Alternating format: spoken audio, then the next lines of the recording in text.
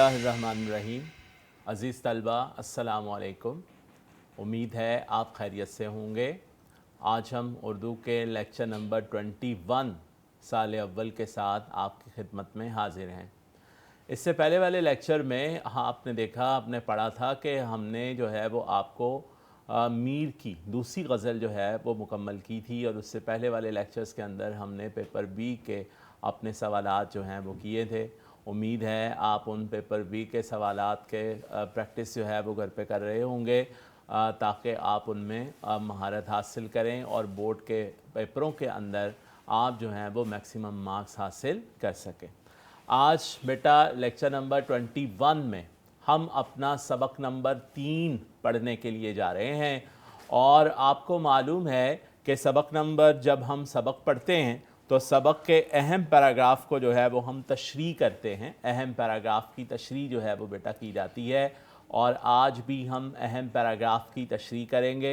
उसमें जो कौल, जो अशार वगैरह जो कुछ उसमें जो है वो है, कोशिश ये की जाएगी कि मैक्सिमम चीज़ें आप तक पहुंचा दी जाएं, ताकि आप तशरीह का काम बड़े अच्छे तरह से जो है वो कर सकें।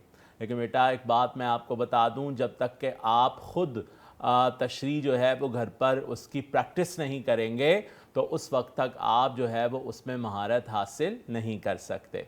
आपको पता है कि हमारे पेपर का सवाल नंबर 3 जो है वो इबारत की तशरीह पर मुश्तमिल होता है, और जो है वो उसके अंदर 2 इबारतें होती हैं, और उन 2 में से एक इबारत को आपको तशरीह करना होता है। और ये सवाल जो है वो बेटा 15 मार्क्स का होता है, 15 मार्क्स का जो है ये क्वेश्चन होता है। और इसमें जो है वो 2 नंबर, एक नंबर मुसन्निफ़ के नाम का, एक नंबर सबक के उन्वान का, और 3 नंबर सैक़ व सुबाक़ के, और बाकी के 10 नंबर जो हैं वो उसकी तशरीह के होते हैं। तो अगर आप बड़ी तवज्जो के साथ इसको करें तो कोई बात नहीं कि आप इसमें 13 मार्क्स जो हैं वो आप ले सकें। ठीक है बेटा, वक्त इसके लिए जो आपने लगाना है वो 22 से 25 मिनट इस सवाल के लिए आपको लगाने हैं। मैंने अपने पहले लेक्चर के अंदर आपको बड़ी डिटेल के साथ ये बात बता दी थी कि आपने इस क्वेश्चन के अंदर कितने जो है वो मवाद लगाना है, कि आपने 3 से 4 साइड्स जो है वो लगानी है, और वक्त आपने 22 से 25 मिनट इसके ऊपर जो है वो सर्व करना है। ठीक है बेटा, तो आइए चलते हैं हम अपने आज के लेक्चर की तरफ, जिसमें हम सबक नंबर 3 जो है वो उसे शुरू करेंगे। सबक नंबर 3 बेटा सर सैयद के इखलाक व हसाइल हैं। ठीक है, सर सैयद के इखलाक व हसाइल। मुसन्निफ़ है इसके मौलाना अल्ताफ़ हुसैन हाली। मैं कोशिश ये किया करता हूँ, आप लोगों को मालूम है कि जिस राइटर को, मुसन्निफ़ को हम पढ़ रहे हों, उसकी तस्वीर जो है वो आपकी स्क्रीन पर लगा दी जाए, ताकि आपके जहन में उसका तसव्वुर हो कि इस शख्स ने ये तहरीर जो है वो लिखी है।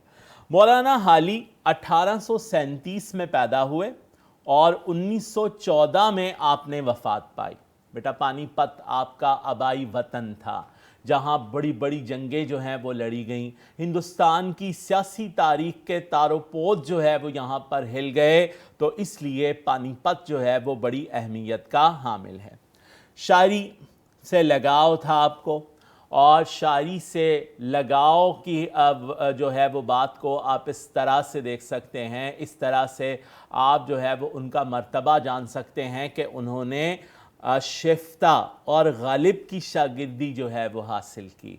आप देख सकते हैं उनका ज़ौक़ कैसा होगा कि गालिब, जिसे हिंदुस्तान गिर शोहरत हासिल है शायरी के अंदर, बेताज बादशाह है, आपने उसकी शागिर्दी जो है वो इख्तियार की।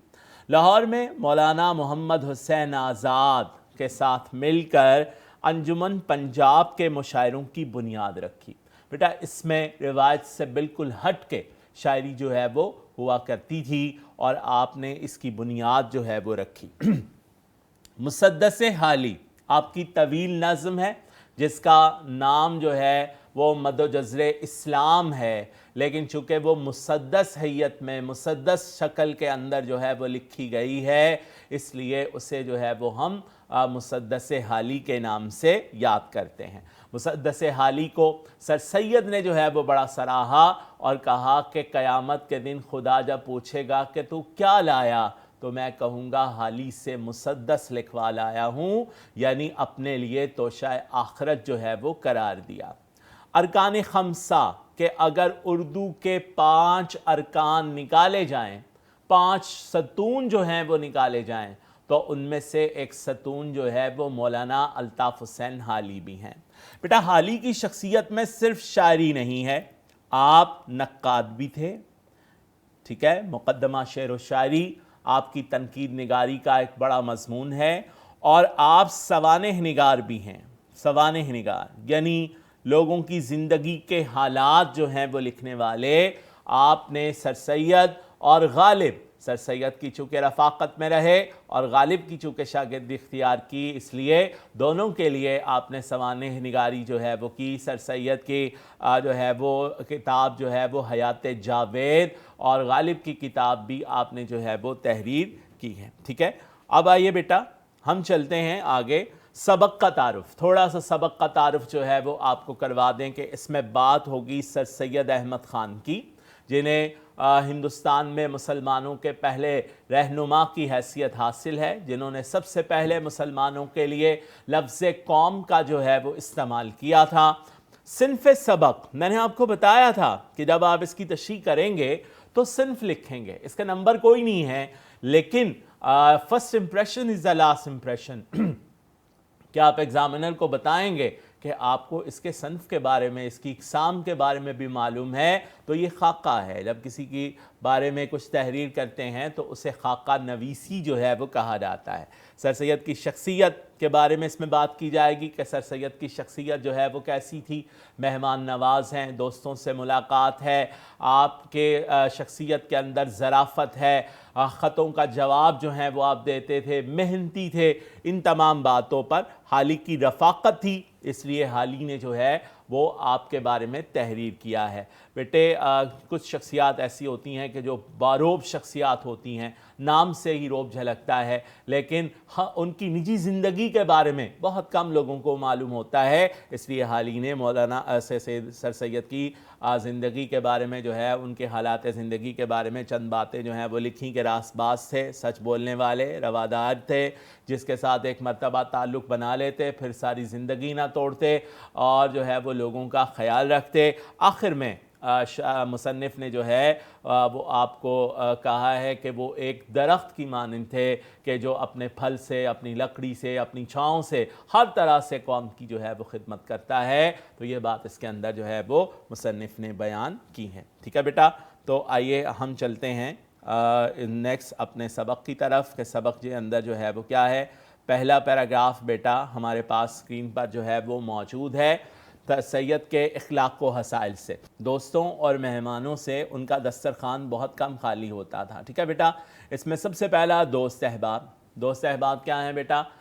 دوست جو ہیں وہ ہماری معاشرتی زندگی کا حصہ ہیں۔ انسان اکیلا تنہا زندگی بسر نہیں کر سکتا، اس لیے دوستوں کا ہونا جو ہے وہ بیٹا بے حد ضروری ہے کہ انسان اپنے دلی معاملات کو بیان کر لیتا ہے ان کے ساتھ، اس لیے معاشرتی زندگی کے اندر انسان جو ہے وہ اپنے دوست بنا لیتا ہے۔ اور سر سید احمد خان کا دوستی سے متعلق بڑا ہی ایک نرالی سی جو ہے وہ ان کا نظریہ تھا۔ وہ کہتے ہیں کہ دوستی کے آگے رشتہ و قرابت کی کوئی اہمیت نہیں، یعنی وہ کہتے ہیں کہ رشتہ دار بعد میں اور دوست احباب جو ہیں وہ پہلے ہیں، کہ دوستوں کے ساتھ انسان جو گفتگو کرتا ہے وہ انسان کے اندر زندہ دلی کو پیدا کرتے ہیں۔ مہمانوں سے ان کا دسترخوان خالی نہ ہوتا تھا، مہمانوں سے ان کا دسترخوان جو ہے وہ پر رہتا تھا، یعنی یہاں پر جو ہے وہ سر سید کی مہمان نوازی کو جو ہے وہ بیان کیا گیا ہے کہ سر سید جو ہیں وہ ایک مہمان نواز تھے۔ یہ بیٹا پیغمبرانہ صفت ہے مہمان نوازی کرنا، کہ مہمان نواز جو ہوتا ہے اس پیغمبرانہ صفت جو ہے وہ بیٹا اس کو کہا جاتا ہے۔ سر سید کا چونکہ حلقہ احباب بہت وسیع تھا، ہندوستان گیر شہرت کے مالک تھے، رہنما تھے، بہت سے لوگ آپ سے ملنے کے لیے آتے تھے۔ اس کے علاوہ آپ کی ادبی خدمات کو دیکھا جائے تو اسکول، کالج وغیرہ آپ نے جو ہے وہ قائم کیے، لہذا بہت سی تعلیمی شخصیات بھی آپ سے ملنے کے لیے آتی تھیں، تو ہر وقت گھر میں جو ہے وہ کوئی نہ کوئی مہمان موجود رہتا تھا، اور سر سید اس قدر رواداری اور وزاداری سے کام لیتے تھے کہ ہر وقت ان کا دسترخوان مہمانوں کے لیے جو ہے وہ جمع رہتا تھا، اور وہ کبھی تنگ دل نہیں پڑتے تھے۔ جس دن کوئی مہمان نہ ہوتا وہ کھانا کھاتے وقت بشاش نہ ہوتے تھے، خوش نہ ہونا۔ اکثر اوقات لوگ ہوتے ہیں کہ جو مہمانوں سے کترا کر بچا کر خود کھانے کی کوشش کرتے ہیں، لیکن سر سید احمد خان کو اللہ تعالیٰ نے یہ خوبی عطا کی تھی کہ آپ بانٹ کر کھانا پسند کرتے تھے، اور جو بانٹ کر کھاتا ہے اللہ تعالیٰ اس کے رزق کے اندر اضافہ کر دیتا ہے۔ جس دن زیادہ مہمان ہوتے اس دن گھر میں عید ہوتی تھی۔ عید کا دن خوشیوں کا دن ہوتا ہے، بہت زیادہ خوشی ہے۔ نبی پاک صلی اللہ علیہ وسلم کی حدیث مبارکہ سے ہمیں معلوم پڑتا ہے کہ عید کو آپ نے جو ہے وہ خوشی قرار دیا ہے، جس دن تمام رنجشیں بھلا دی جاتی ہیں، دوستوں کو قریب لایا جاتا ہے، احباب جو روٹھے ہوتے ہیں انہیں منایا جاتا ہے، لہٰذا ہر طرف خوشیاں ہی خوشیاں جو ہیں وہ تقسیم کی جاتی ہیں۔ تو زیادہ مہمانوں پر اکتاتے نہیں تھے، اکثر لوگ اکتا جاتے ہیں، مہمانوں سے گھبرا جاتے ہیں، لیکن سر سید نہ گھبراتے تھے نہ تنگ دل ہوتے تھے، بلکہ زیادہ مہمانوں کے دن ان کے گھر میں عید کا سا سما ہوتا تھا۔ غریب مہمان آ جائے تو قرض لے کر بھی تکلف کر، کیونکہ مہمان اللہ کی رحمت ہوتا ہے۔ حضرت امام غزالی رحمت اللہ تعالیٰ علیہ نے ارشاد فرمایا کہ مہمان جو ہے وہ اللہ کی رحمت ہوتا ہے، لہٰذا قرض لے کر بھی ہمیں تکلف کرنا چاہیے، اسے کھلانا پلانا چاہیے، یہ نہ ہو کہ اسے ویسے ہی گھر سے رخصت کر دیا جائے۔ تو یہ بیٹا اس پیراگراف کی یہاں تک یہ 3 پوائنٹ ہم نے جو ہیں وہ تشریح کیے ہیں۔ نیکسٹ ون، ٹھیک ہے، رنجشیں بھلانے کا بعد دسترخوان میں کم کھانا ہونا، کھانوں میں زیادہ تر تعداد اور تلون نہیں ہوتا تھا۔ اکثر اوقات ایسا ہوتا ہے بیٹا کہ ہمارے ہاں کوئی خاص مہمان آ جائے تو ہم اس کے لیے زیادہ جو ہے وہ کھانے بنانے کی کوشش کرتے ہیں، تعداد بڑھانے کی کوشش کرتے ہیں کہ زیادہ تعداد کے کھانے جو ہیں وہ دسترخوان پر موجود ہوں، لیکن اس سے اسراف بھی جو ہے وہ پایا جاتا ہے۔ اس لیے سر سید احمد خان اس اسراف سے بچتے ہوئے کم کھانے جو ہیں وہ دسترخوان پر رکھتے تھے، مگر کھانا عموماً عمدہ ہوتا تھا، بہترین کھانا، تاکہ جو ہے وہ مہمان جو ہے وہ اس سے خوش جائے۔ اگر کسی موقع پر کھانا عمدہ نہیں بھی ملتا تھا تو جیسا مل جاتا خوشی سے بغیر ناک منہ چڑھائے سیر ہو کر کھا لیتے تھے۔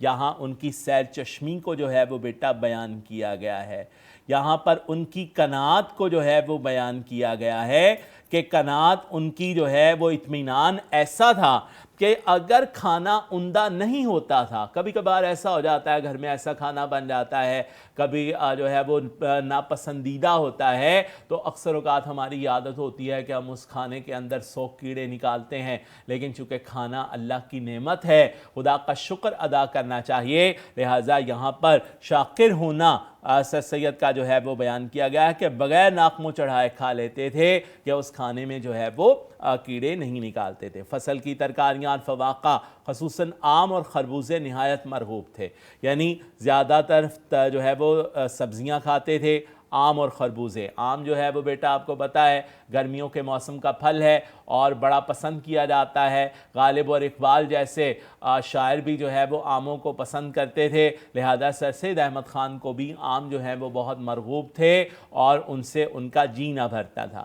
سنا ہے کہ پہلے خوراک زیادہ تھی، ٹھیک ہے، خوراک، جوانی اور بڑھاپے کا فرق، یہ اس کے اندر پوائنٹ جو ہے وہ کلیئر ہوگا۔ آپ کو معلوم ہے جوان انسان محنت کرتا ہے، دوڑ بھاگ کرتا ہے، جس کے نتیجے میں اسے زیادہ بھوک لگتی ہے، زیادہ کھانا کھا سکتا ہے، لیکن جب بڑھاپا آ جاتا ہے اکثر اوقات بیماریاں بھی انسان کو آ گھیرتی ہیں، ان بیماریوں کی وجہ سے یا دوڑ بھاگ نہ کرنے کی وجہ سے بھوک جو ہے وہ کم ہو جاتی ہے، لہذا سر سید کے ساتھ بھی ایسا ہی معاملہ تھا کہ بڑھاپے میں خوراک جو ہے وہ گھٹ گئی تھی۔ البتہ بعد کھانا کھانے کے پاؤ پاؤ سیر دونوں وقت بلا ناغہ دودھ دونوں وقت بلا ناغہ پی لیا کرتے تھے، ٹھیک ہے بیٹا۔ دودھ جو ہے وہ زود ہضم چیز ہے، اللہ تعالیٰ کی نعمت ہے کہ آپ جو بھی کھانا کھاتے ہیں اسے ہضم کر دیتا ہے اور جزو بدن بنانے میں مدد دیتا ہے، جس سے آپ کی طاقت جو ہے وہ بنی رہتی ہے۔ لہٰذا اس لیے وہ دودھ ضرور پی لیتے تھے کھانے کے بعد، تاکہ جو کھانا کھایا وہ ہضم ہو جائے، جزو بدن بن جائے اور بدن کو اس سے طاقت جو ہے وہ ملتی رہے۔ آپ کوٹیشن جو ہے وہ لکھ سکتے ہیں، کم کھانا، کم سونا، کم بولنا عقل مندی کی نشانی ہے، کہ عقل مند جو ہیں وہ ایسے صورتحال اختیار کرتے ہیں۔ تو یہ بیٹا اس کے اندر جو ہے وہ اہم نکات تھے۔ ہم چلتے ہیں اپنے نیکسٹ پیراگراف کی طرف جو ہمارے پاس موجود ہے۔ ظرافت اور خوش طبعی ان کی جبلت میں داخل تھی۔ ظرافت بیٹا کہتے ہیں ہنسنا ہسانا، لوگوں کو چہروں پر جو ہے وہ مسکراہٹیں بکھیرنا، ایسی باتیں کرنا جس سے لوگ جو ہے وہ مسکرا دیں۔ ہنسنا بیٹے زندگی کی علامت ہے، ہنسنے ہنسانے والا انسان زندگی کی اہمیت کو جو ہے وہ سمجھتا ہے۔ غم میں ڈوبا انسان جو ہے وہ زندگی سے مایوس ہو جاتا ہے، لیکن اگر اس کے چہرے پر مسکراہٹ بکھیر دی جائے تو اسے پھر سے امید جو ہے وہ ہو جاتی ہے۔ تو سر سید احمد خان کی ظرافت تھی، ظریف تھے کہ ہنسی مذاق کی باتیں جو ہے وہ کیا کرتے تھے۔ سر سید کی شخصیت باروب ہے، ٹھیک ہے، اور ان کے نام سے جو ہے وہ ایک روب سا جھلکتا ہے سنجیدہ سی شخصیت ہوگی، لیکن حال ہی نے بتایا کہ وہ ایک سنجیدہ شخصیت نہیں بلکہ ظرافت اور خوش طبعی ان کی جبلت کے اندر داخل تھی۔ فطرت، جبلت کہتے ہیں فطرت کو، یعنی جو چیز انسان کی فطرت کے اندر بیٹا داخل ہو، انسان چاہ کر بھی اس سے پیچھے نہیں رہ سکتا، کہ اگر وہ اپنے آپ پر قابو بھی ضبط بھی کرنا چاہے تو وہ ایسی باتوں سے ضبط نہیں کر سکتا۔ یہی بات آگے جا کے سر سید کے بارے میں بتائی جائے گی، مگر جس طرح ان کی اور باتوں میں بناوٹ نہ تھی، اسی طرح ظرافت اور خوش طبعی میں مطلق تصنع نہ تھا۔ تصنع کہتے ہیں بناوٹ کو۔ خوش مزاجی، یہاں پر آپ کوٹیشن جو ہے وہ لکھ سکتے ہیں، مسکرا کر ملنا صدقہ ہے۔ کوٹیشن لکھی جا سکتی ہے، مسکراہٹ ایک نذرانہ ہے۔ نبی پاک صلی اللہ علیہ وسلم نے ارشاد فرمایا، آپس میں ایک دوسرے کو تحائف دو کہ اس سے محبت بڑھتی ہے۔ صحابی نے عرض کی، یا رسول اللہ اگر تحفہ دینے کے لیے کچھ نہ ہو تو آپ نے فرمایا ایک مسکراہٹ دے دو کہ یہ بھی اس کے لیے ایک بڑا تحفہ ہے۔ ٹھیک ہے بیٹا، تو انہوں نے یہاں پر لکھا کہ ان کی تحریر میں بناوٹ نہیں ہوتی تھی، خوش مزاجی اور ظرافت کی باتوں میں، یعنی جو لطیفہ جو ہے، جو بات وہ خوشی کے لیے کرتے تھے وہ بناوٹی نہیں ہوتی تھی، بلکہ وہ فطرتی طور پر ان کے ذہن میں آتی تھی اور وہ اسے بول دیتے تھے۔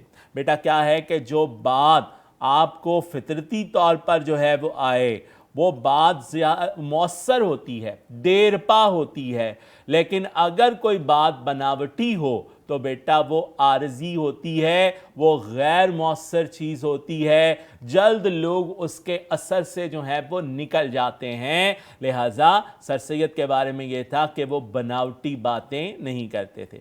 تقریر میں، بات چیت میں جو لطیفہ یا شوخی ان کو سوجھ جاتی، اگرچہ ایک ایسی ہی شرم و حجاب کی بات ہو، ان سے ضبط نہ ہو سکتی تھی، مگر ہر ایک امر کے بیان کرنے کا خدا نے ایسا سلیقہ دیا تھا کہ کوئی بات تہذیب کی حد سے متجاوز نہ ہونے پاتی تھی۔ ٹھیک ہے، لوگ اگر سیکھ جائیں کہ خوش رہنا اور ہنسنا ضروری ہے تو دنیا بہتر ہو جائے۔ اب کہاں لوگ اس طبیعت کے، یہ دو کوٹیشنز ہیں، الگ الگ آپ استعمال کر سکتے ہیں اس کے درمیان میں۔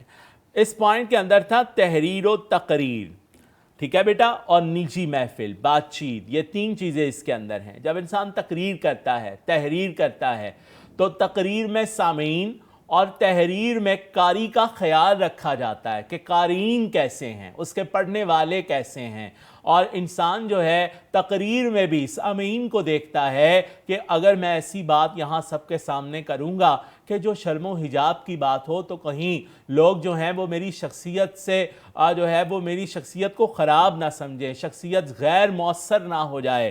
لیکن سر سید جو ہیں وہ اس بات کا خیال نہیں کرتے تھے، لیکن اس نے کہا کہ وہ تہذیب کے دائرے میں رہ کر ان تمام باتوں کو جو ہے وہ بیان کر دیتے تھے تاکہ لوگوں کے چہروں پر مسکراہٹ جو ہے وہ بکھرتی رہے۔ تو اس پیراگراف کے اندر سر سید کی ظرافت والی خوبی جو ہے وہ بیان کی گئی ہے کہ خوش طبعی اور ظرافت، اور میں نے پہلے آپ کو بتایا کہ یہ زندہ دلی تھی سر سید جیسے شخص کے لیے کہ وہ اس سے اپنے آپ میں ایک نئی تازگی جو ہے وہ محسوس کرتے تھے اور مزید اپنے آپ کو کام کرنے کے لیے تیار پاتے تھے۔ نیکسٹ ون پیراگراف بیٹا،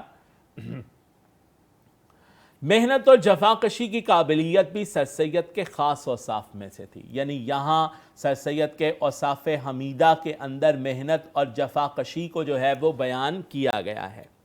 محنت کامیابی کا راستہ ہے، ٹھیک ہے، جو شخص محنت کرتا ہے وہی شخص جو ہے وہ کامیاب ہوتا ہے۔ محنت سے جو مقام بیٹا حاصل ہوتا ہے وہ مقام دیر پا ہوتا ہے، بنسبت حادثاتی طور پر ملنے والا جو رتبہ ہے وہ عارضی ہوتا ہے، ٹھیک ہے۔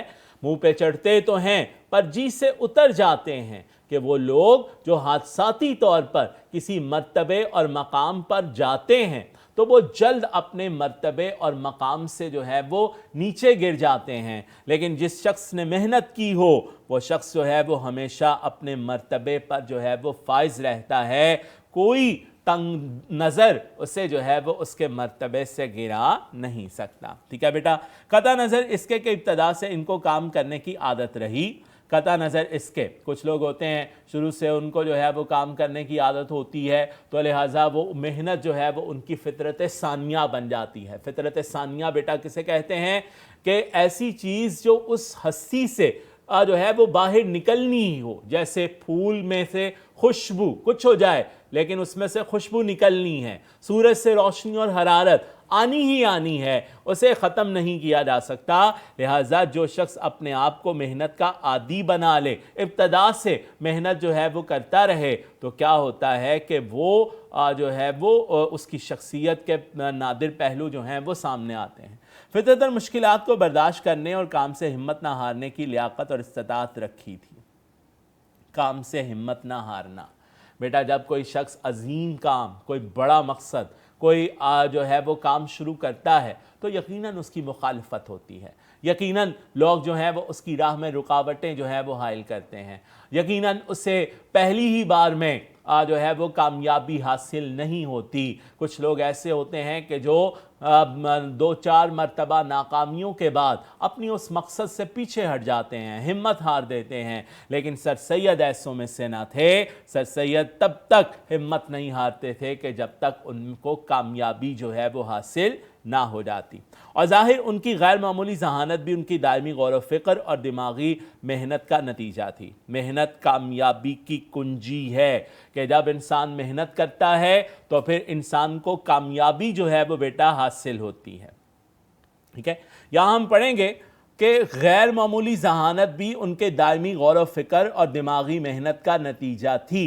بیٹا دماغ اللہ تعالیٰ نے سب کو ایک جتنا دیا ہے، لیکن جو اس دماغ کو استعمال میں لاتے ہیں ان کا دماغ جو ہے وہ بڑھتا چلا جاتا ہے۔ کچھ لوگ ایسے ہوتے ہیں جو اپنے دماغ سے بالکل کام نہیں لیتے تو ان کی دماغی صلاحیت جو ہے وہ محدود ہو جاتی ہے، لہٰذا ذہانت کا تعلق جو ہے وہ غور و فکر سے ہے۔ اولم یتفکروا فی انفسہم، قرآن میں بھی ارشاد ہے کہ کیا انہوں نے اپنے اندر غور و فکر نہیں کیا؟ قرآن میں ارشاد ہے وَلَقَدْ يَسَّرْنَا الْقُرْآنَ لِلذِّكْرِ فَهَلْ مِن مُدَّكِرٍ، کہ ہم نے اسے سمجھنے کے لیے آسان بنا دیا ہے، کوئی ہے جو سوچے سمجھے؟ تو غور و فکر کی جو ہے وہ قرآن بھی ہمیں دعوت دیتا ہے کہ اس سے انسانی عقل کو جو ہے وہ جلا ملتی ہے۔ سر سید نے بھی دماغی ذہانت جو ہے وہ دماغی محنت اور دائمی غور و فکر سے جو ہے وہ حاصل کی۔ بیٹا یہاں حضرت لقمان کا قول آپ جو ہیں وہ لکھ سکتے ہیں۔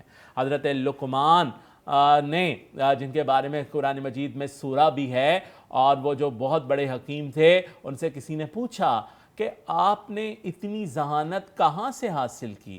تو حضرت لقمان نے ارشاد فرمایا کہ میں نے ارد گرد کی چیزوں پر غور و فکر کر کے اور شرم و حیا سے اس قدر ذہانت جو ہے وہ حاصل کی ہے۔ تو جب انسان ارد گرد کی چیزوں پر غور و فکر کرتا ہے تو پھر کیا ہوتا ہے بیٹا کہ اسے جو ہے اس کی ذہانت کے اندر جو ہے وہ اضافہ ہو جاتا ہے۔ فطرتی صلاحیتوں کا استعمال، اب اللہ تعالیٰ نے ہر شخص کو جو ہے وہ صلاحیتیں عطا کی ہیں، ذہانت دی ہے، غور و فکر کا جو ہے وہ اس کے اندر مادہ رکھا ہے، ان صلاحیتوں کو جس قدر ہم استعمال کرتے ہیں، جس قدر استعمال میں لاتے ہیں، ان میں اسی قدر اضافہ ہوتا چلا جاتا ہے۔ آپ نے انگریزی کی کہاوت سنی ہوگی، practice makes a man perfect, کہ مہارت کے لیے انسان کسی کام کو بار بار دہرائے تو اس میں جو ہے وہ مہارت حاصل ہو جاتی ہے، پختہ ہو جاتا ہے۔ تو لہٰذا مشکل کام سر انجام دینے کا جذبہ، کہ جب انسان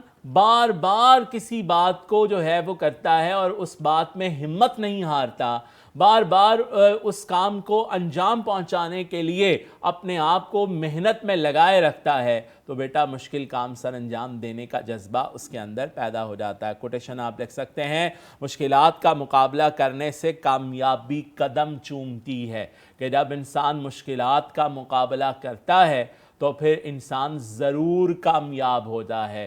کیوں بیٹا؟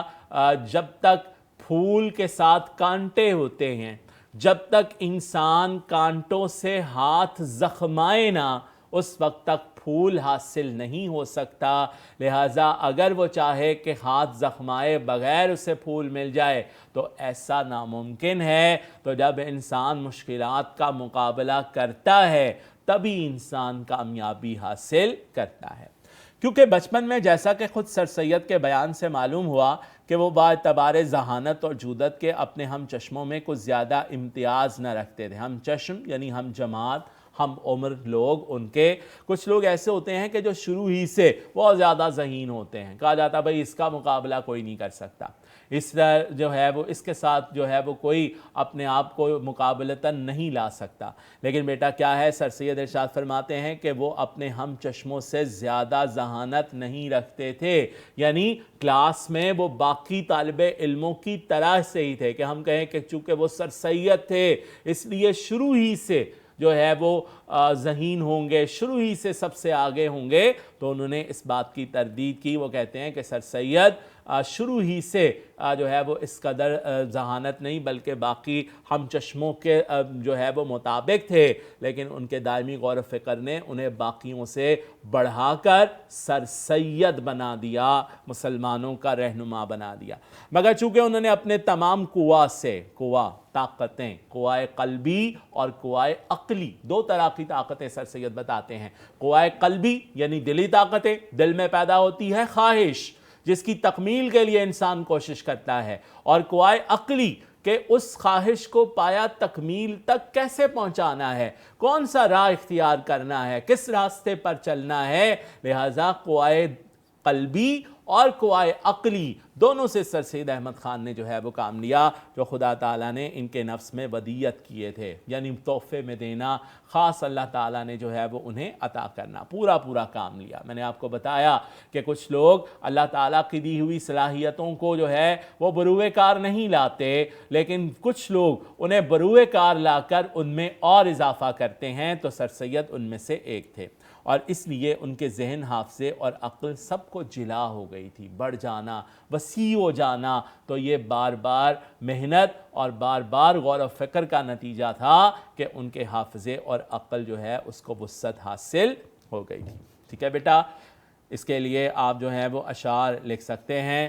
مشقت کی ذلت جنہوں نے اٹھائی، مولانا حالی ہی نے ارشاد فرمایا، جہاں میں ملی آخر ان کو بڑائی، کسی نے بغیر اس کے ہرگز نہ پائی، فضیلت نہ عزت نہ فرما روائی، نہال اس گلستہ میں جتنے بڑے ہیں، ہمیشہ وہ نیچے سے اوپر چڑھے ہیں۔ تو پودے جب موسم کی سختیوں کو برداشت کرتے ہیں تو پھر ہی وہ تناور درخت جو ہیں وہ بنتے ہیں۔